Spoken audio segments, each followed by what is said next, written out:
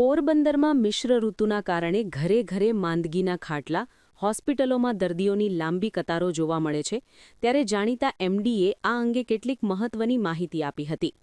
પોરબંદર સહિત સમગ્ર પંથકમાં છેલ્લા કેટલાક દિવસોથી વાતાવરણમાં સતત ઉતાર-ચઢાવ જોવા મળી રહ્યો છે. સવારે અને રાત્રે અનુભવાતી ઠંડી અને બપોરે પડતી કાળઝાળ ગરમીને કારણે મિશ્ર ઋતુનો માહોલ સર્જાયો છે. આ બેવડી ઋતુની સીધી અસર જનજીવન પર પડી છે, જેના પરિણામે શહેરમાં વાયરલ ઇન્ફેક્શન અને શરદી તાવનો રોગચાળો વકર્યો છે. શહેરની સરકારી સિવિલ હોસ્પિટલ હોય કે ખાનગી ક્લિનિક્સ, દરેક જગ્યાએ દર્દીઓનો ભારે ધસારો જોવા મળી રહ્યો છે. મળતી માહિતી મુજબ ઓપીડીમાં નોંધપાત્ર વધારો થયો છે. ખાસ કરીને શરદી, ઉધરસ, ઝીણો તાવ અને માથાના દુખાવાના કેસોમાં 30થી 40% ઉછાળો આવ્યો છે. બાળકો અને વૃદ્ધો આ બદલાતા વાતાવરણનો સૌથી વધુ શિકાર બની રહ્યા છે.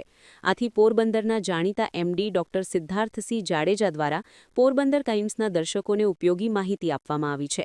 સાંભળો તેમના જ મુખેથી. હું doctor Siddharth Jadeja, physician, civil hospital Porbandar. અત્યારે હમણાં રોગચાળો જે છે એ શરદી, ઉધરસ અને વાયરલ અત્યારના બહુ વધારે ચાલુ છે, જેમાં તાવ, શરદી, ઉધરસ અને કળતર. ઘણીવાર કળતરને જે છે મોઢું કડવું લાગવું, પેટમાં દુખાવો, એ 20-20 દિવસ સુધી નબળાઈ એ ચાલુ રહે છે. એનો ઇલાજ છે પાણી. આ થવાનું કારણ છે મોસ્ટલી જે આપણે મોસમ બદલાવું હોય કે ઠંડીની ગરમી થઈ હોય એના હિસાબે આ થાય છે. બીજું કે ભાઈ અત્યારે લગ્ન સિઝન છે, તો લગ્ન સિઝનમાં પણ આ વસ્તુ બને. કેમ કે બહારનું ખાવાની બીજી વસ્તુ એવી છે કે અત્યારના ટાઈમમાં ગરમીમાં ખાવાનું 2-3 કલાકે પડ્યું રહે તો એ ખરાબ થઈ જાય. એટલે બધાએ એ થોડું ધ્યાન રાખવું, ગરમ જ ખાવું અને બને તો બહારનું પાણી ન પીવું. વાયરલમાં ઘણીવાર ખાસિયત હોય કે તાવને મટી જાય, પણ કોરી ઉધરસ જે છે એ 15-20 દિવસ સુધી ચાલુ રહે.